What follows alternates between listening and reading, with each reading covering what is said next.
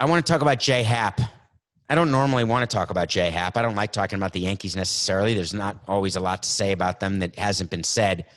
But I think it would be good to learn a little bit about J Happ. He is a pitcher. He pitched for a bunch of teams. I think he pitched for the Blue Jays for a bit. He was signed by the Yankees to a long-term deal. He's been okay, hurt. He's a middle of the rotation guy, middle to back end of the rotation guy. Fine, right? Not earth-shattering. What is interesting about this story is that he has a contract that has a vesting option in 2021 for $17 million. What a vesting option is, when you sign a player to a long-term deal, you sign them for, let's say it's reported to you, 3 years plus an option. That means that there's a set salary for 3 years. And then in the fourth year, it's an option year, which means one of three things. One, it's a team option, which means the team can say to the player by a certain date, we are opting to keep you. And by the way, teams only pick up the options of a player if they believe that that player is worth more than what the option is. So if the option is for $17 million, but you know that this pitcher's worth $25, you're going to pick up that team option and pay him $17. The second type of option is a player option. A player option is the player has the choice whether he tells the team, I accept a contract for this fourth year or I reject it. The way a player decides if the player option is for $17 million is the player tampers with the other 29 teams and says, will you pay me more than 17? Will you pay me more than 17? Will you pay me more than 17? And if anybody says yes, that player says to the team, I decline the option. I'm going to this team for $17.2 million. That's a player option. Those are never good for the team.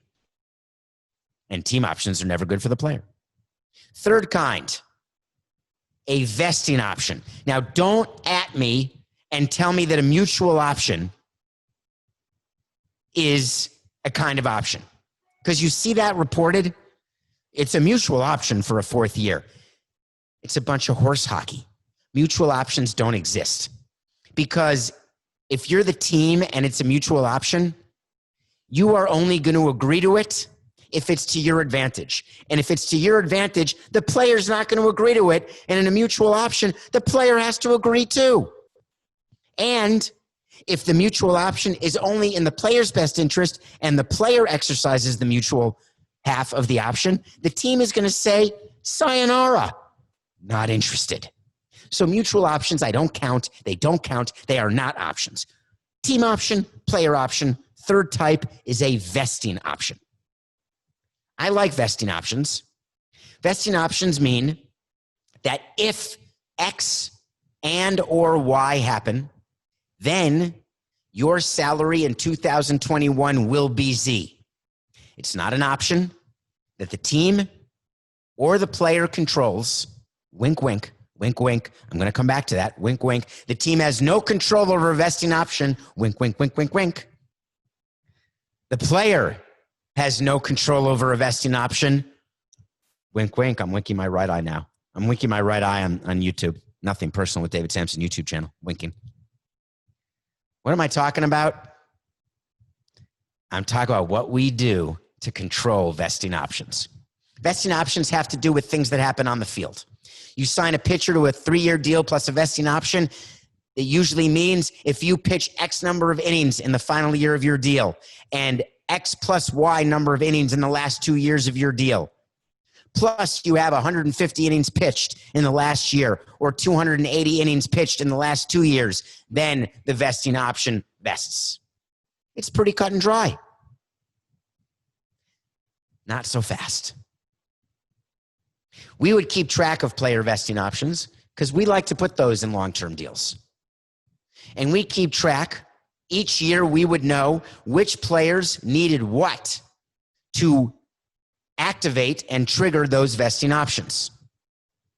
And we would make sure that we would communicate with the player and the manager and the GM. We'd all talk and say, here's where we stand. First, the owner and the president would talk. Then the president and the GM would talk. Then the GM and the manager would talk. Then the president and the manager would have to talk. Then the owner and the manager would have to talk. You think I may know what I'm talking about?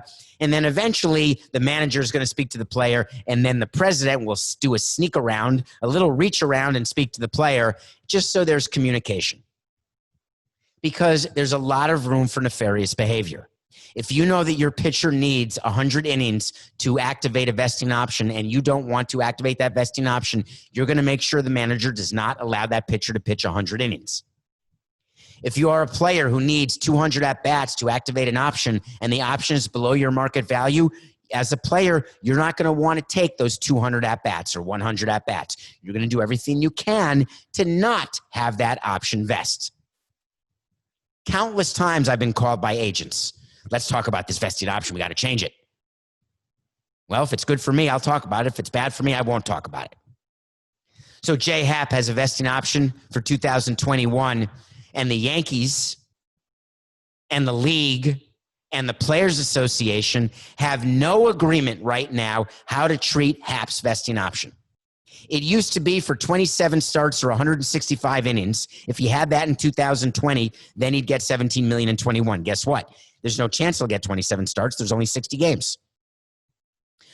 The union and the league got together and agreed how they would deal with these sort of bonuses and vesting options. They were going to prorate them. So for Jay Happ, if he did 10 starts or 61 innings pitched, then his option would be vested at $17 million. But the Yankees said no.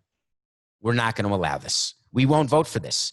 The league agreed, and the league went to the players' union and said there's a list of players where the rules will not apply, and there'll have to be a renegotiation. So the Yankees have to negotiate with Jay Happ what they're going to do about this vesting option. And if they can't come to an agreement, it's going to an arbitrator. That's how serious the Yankees don't want Jay Happ's option to vest for $17 million next year. What Jay Happ may not realize is no matter what the arbitrator decides about what the levels of innings pitched and starts should be, I'll bet you $1 right now, one of the dollars in the jar, Coca, that Jay Happ will not vest his $17 million option for 2021.